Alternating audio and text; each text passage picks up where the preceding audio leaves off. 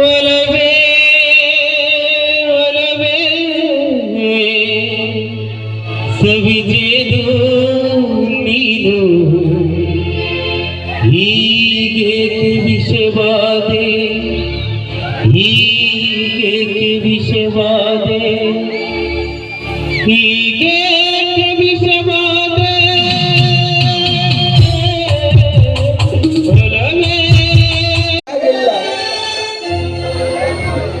ಇದೇನಿದು ವಿಚಿತ್ರವಾಗಿ ಮಾತನಾಡುತ್ತಿರುವೆಯಲ್ಲ? ನನ್ನ ಹೆಸರು ನಿನಗೆ ಹೇಗೆ ಗೊತ್ತು? ಯಾರಪ್ಪ ನೀನು? ಯಾಕೆ ವಿಚಿತ್ರವಾಗಿ ಮಾತನಾಡುತ್ತಿರುವೆಯಲ್ಲ?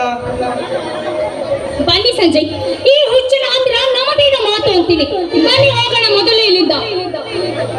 ಹೌದು, ನಾನೊಬ್ಬ ಹುಚ್ಚ